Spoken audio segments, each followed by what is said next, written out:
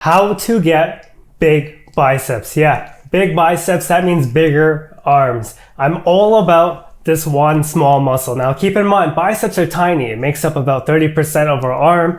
So our triceps are way bigger than biceps. But for some reason, I love training biceps. I'll go hard. I'll go so hard, in fact, that I have broken records and my arm is just the biggest thing that is available on a natty's arm. Like, I'm completely natural, but I think the methods I took were true and tested with time with bodybuilding. No matter if you're enhanced or not, doing these types of training and philosophies, installing this kind of mindset for bicep training will actually lead to some supersized biceps. Doesn't matter if you're on natty, doesn't matter if you're on steroids or if you're natty, but being able to have those big arms with big biceps, it's almost comic-like. Like, it's like what you see in comic books, right? I don't know if you're anything like me, but when you're a kid, you look into these comic books, you see these cartoons, you see these superheroes, and you see these like big arms. I used to watch like Dragon Ball Z. I would just see like these insane looking arms. And for me, it was like the biceps. I could see the biceps and I can see the chest. So when I first got started, everything I was doing was wrong. I was only doing biceps and chest, but it was never the complete package. So that leads me into, if you want big arms, you need to do compound lifts, bench press, deadlifts, squats. If you're able to do these weights, these exercises with free weights, I'm not talking about machines. If you're doing it with free weights, you will unleash this repeated increase in not only your testosterone hormone, but also just the repeated set of doing it over and over again on a weekly basis adds up towards the end of the year. These big exercises are actually what lets you carry the most weight, use the most out of your body. So if you're doing squats, everything, is getting worked. If you're doing deadlifts, everything's getting worked. Bench press may be the least engaging in terms of how many muscles it engages. But if you want big biceps, you need to get bigger in general.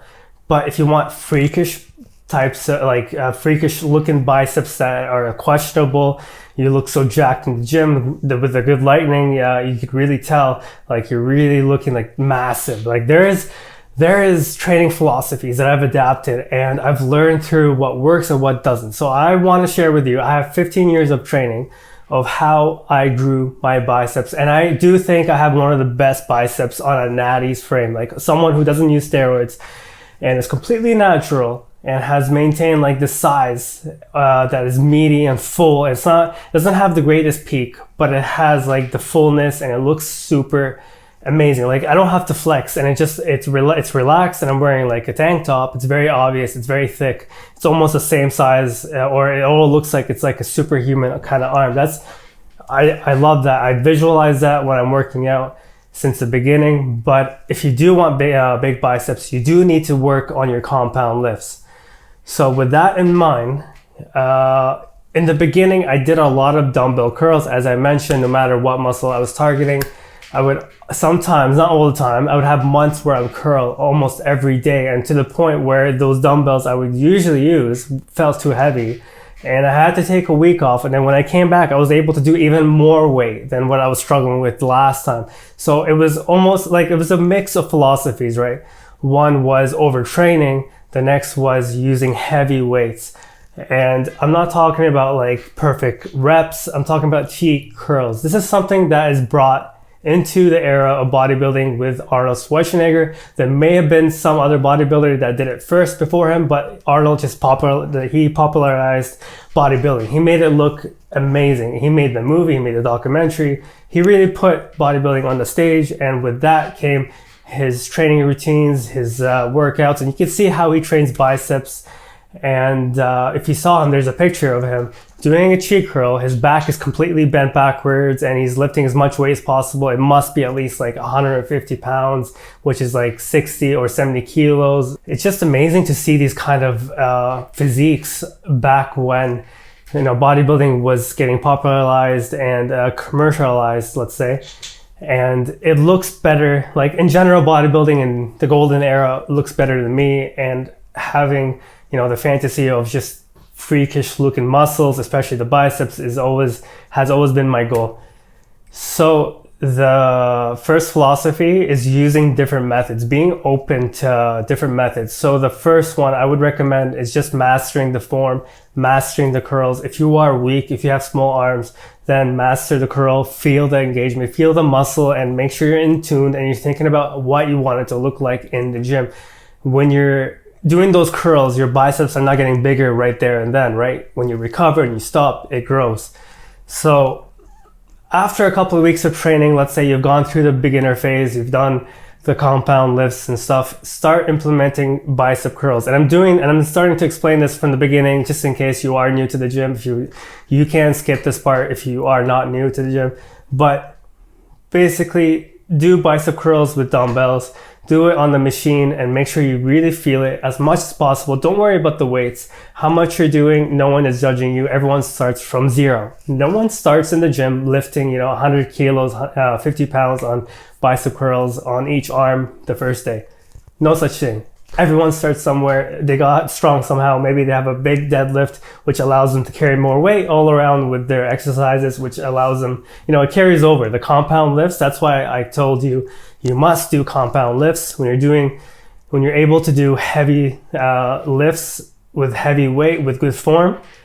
Everything else, every other exercise becomes so much easier, and it's way easier. The strength carries over. Undoubtedly, it carries over. So when you're doing bench press on the barbell, you're doing squats, deadlifts, you get stronger, you can jump higher, you can run faster. It's incredible. So after you master the form, start increasing the weight and lowering the rep range. So in the beginning phase, you should be doing 8 to 12 reps just to practice the form, just to engage the biceps and just to really feel it, just so you're connecting your mind to the muscle, because you can't just start lifting heavy weights out of nowhere and expect, good gains. You have to master it first. Don't let the weight control you. You must control the weight. So after that, lower the rep range and start experimenting with, 5 to 7 reps. The last rep it may look ugly. That's fine.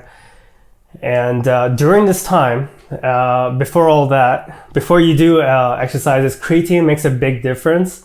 I will explain more about that, but let me stay on the point of doing the heavy curls with 6 to 8 reps. So you do that, and you want to try to strengthen your biceps that way by doing the lower reps. Don't be afraid to experiment with like 4 reps, 5 reps, but just make sure you're controlling the form as much as possible, but you're just keeping the reps low. So do this for like a week or two. Then the third week, don't try to lift for low reps. Just take it like as if you're in the beginning phase, do the 8 to 12 reps, and then that way you're like deloading. You're not working so hard, but you're still doing a good amount of weight. Then the week after, if you're feeling up to it, you can try increasing the weight and lowering the rep range to like 3 to 5 reps. You can do the easy bar, or you can do the barbell curl. And you may have to swing up, but be careful. If you do have like a back injury or something, maybe try to use your knees. You don't have to go backwards, but if you do feel pain, that's when you stop, right? So if you do, pay attention to your body, just make sure you're okay. And of course, I'm already assuming you warmed up, you did your mobility work, and you started with a light weight, because no one starts to work out with their max rep, right? So your reps may look ugly, that's fine, low reps. And then after a week or two, try taking like a 10 to 30 second break after 3 reps. So do 3 reps on the curls, easy bar. The easy bar is a slanted bar, the barbell curl, the standard barbell. And do 3 reps, put it down, rest, 10 to 30 seconds, repeat for as many reps as you can, which is probably 1 to 3 reps. Take another 10 to 30 seconds. You can take the 10 second, you can take 30, you can take somewhere in between, then repeat. And that way you should, the total reps should be around like 6 to 9. And then you can take a full break for like a minute or two. 2 minutes is optimal for those, you know, for some really serious strength things. But of course, you can experiment with the rest periods. You don't have to stick to one rest period all the time, right? But the higher the rest period, which is between, you know, 2 to 4 minutes, that's more about strength, and that's what we're going for here. We're treating the biceps like it's your deadlifts, right? We're going as heavy as possible for a few reps, letting the ATP production like catch up, and because it only takes about 30 seconds to for most of the ATP to be restored after, you know, a 10 to 30 seconds of exertion. So it's something like that. Don't take my word for it on that science, but the creatine is why I was recommending it. If you take creatine, this will help optimize your strength. This will help you push out way more reps, way more weight. You'll be looking massive. And this is actually how I got my stretch marks. I was using this product by Muscle Tech called Cell Tech, which has carbs and creatine. And keep in mind, I don't usually take creatine at that time, but I have taken it before. I just, you know, there's phases where I didn't take it, which is normal. And so when I took Cell Tech, there was like a massive difference because I'm not on creatine, but I'm taking this product with sugar, which should theoretically drive like the creatine into the muscles and into the ATP storage and whatnot. So, and the carbs really helps post-workout, although like timing with meals and stuff is totally theoretical. You can go fasted, you can go non-fasted. So there's a lot of different options today, but back then, you know, it was like the carbs was the post-workout supplement for most people, and it was popular back then. And even now, like I don't see like chocolate milk, it's mixed with protein and carbs. It's just like the perfect replenishing drink to take after you work out, after you exert yourself. So you can do this like once a week, and keep in mind when you're doing these heavy curls, it's taxing on your mind and on your central nervous system. You're taking a lot of demand out of your body, and you will feel a little tired maybe on the same day, the day after. It's normal. When you do any heavy compound lifts, deadlifts, bench press, you'll feel tired the next day. It's normal. You'll just recover, and you'll be aiming to get good sleep to recover better and faster, blah, blah, blah, right? So when you're doing these heavy curls, you can make it even more intense by doing extreme stretching. Now, this is a philosophy taken from dog crap training. I don't know if you've heard of this program, but back then it was like you hit a muscle and then there's like an extreme stretching phase of the workouts where you take, you know, your muscle that you worked and then you pull so hard and you have like these weights, or you're forcing it down with your entire body, and you're putting all this stress on one muscle. It's like the blood rushes in and it just gets massive and bigger. And it's a big difference, especially when you're combining it with creatine, nitric oxide boosters, and various different supplements. But so basically for biceps, right after you do heavy curls, don't wait for this. Don't wait until the end of your workout. After you do your heavy curls, go on the back of a Smith machine. Hopefully I have a picture of a video showing you how I do it. But basically to target the biceps in the extreme stretching phase is by putting your arms behind you, putting your hand in a pronated grip on a barbell or a Smith machine, and you kind of push down with your knees. And then after 10 seconds, you hold it, you let go, and you can go even further on the second time. And you do this, you hold it for about 45 to 60 seconds. The longer, the better. And you'll feel a massive, like, blood rushing to your biceps. You'll feel massive, and it's amazing. I did this for my lats. I did this for my chest. It makes sense because when you're working out, you're putting this concentrated amount of blood, lactic acid, ammonia, all these, you know, chemicals and enzymes are building up into the muscle that's worked, because all the blood is bringing all that in. And then when you're doing this extreme stretching, you're opening a tunnel, and this sudden rush of blood that comes in, it's amazing. When you do it, you'll realize this is a secret that's been kept, that people probably sell in courses, but extreme stretching is a life-changing tip that I recommend for natural lifters. If you're not natty, it's the same thing. It works just as good, but for natural lifters who have trouble gaining mass, you will look massive when you're doing these extreme stretches. There's one for lats. You go on the pull-up bar and you have a weight on your hip, with the weight belt, and you put as much weight as you can, and then you go in the lat thing on the pull down, on the pull-up, and you hold your lats down as much as possible. But be careful, because it is possible to tear a muscle through weighted stretches. So I don't go that heavy on the weight stretches anymore, but I used to go, on the chest flies with like 50 pounds and just hold it at the bottom position after a chest exercise. Explosive growth. I swear to God, it makes sense, because the muscle just holds so much when it's in the gym, when it's exercising, and then when you're stretching it, just the blood, there's more blood going in, but there's also like more blood coming out, and it's just a massive pump experience. And it's amazing the first time you do it, because you'll feel it like doubled in size. I swear to God, you must try it. But heavy barbell curls on the biceps, those rest pause methods. And then if you want to make it more intense, if you're crazy enough, if you have enough experience, you can take the same weight that you do and then decrease the weight, and then do it again like as soon as possible with very minimum rest. And you keep doing it, you drop set. It's amazing, the possibilities. And so there's different exercises also where you can put your arms in stretch position. And I do want to mention, when you are doing those heavy barbell curls, sit at the bottom if you can in between those reps. That way you're also stretching the muscle. But again, be careful, because it's possible to tear a muscle. I've never torn a muscle through stretching, or I've never had any injury, but it's possible. It's possible to tear a muscle through stretching. I have done something to the shoulder once when I was pulling like on a lat row, and I was like stretching, but it wasn't even the pull-up bar, it was just a row, and I was overstretching, and then the next day it was just like a sudden rush of pain that was there from the morning until evening.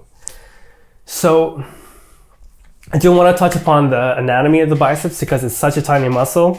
There's one muscle that's on the biceps that's called the short head, and then the long head is on the outside. So the short head is worked when you're doing concentration curls, anything that involves your shoulder not being engaged, kind of.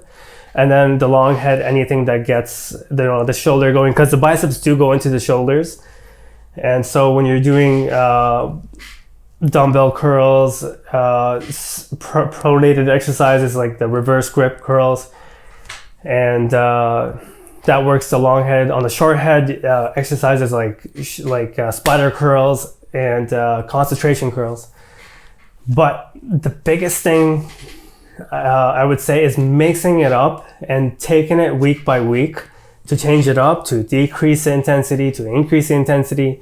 You never want to go to the gym and maintain the same intensity and weight training in sets and reps the entire cycle of a program. So because most programs go for like 6 to 12 weeks of training. There's a reason for that, and that's because they periodize their intensity, their efforts. They don't put 110% into every workout. You must control yourself to not do that, because then you may overtrain, and it's not good, because then you'll be more prone to getting sick and feeling tired, exhausted, burnt out. So you don't want to overtrain. So the biceps, and you can do the exercises for the biceps early in the workout, sometimes like once a week. And that's what I'm saying, is that you can switch it up, and that's what your program should look like. It should have various levels of reps, sets, maybe exercises throughout a 12-week, 6-week period. The more intense you go, the shorter the cycle of hard training is. So be careful.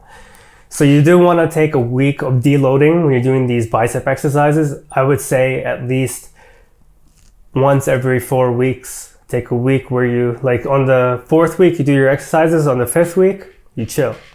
And then you get back. You will feel stronger when you come back.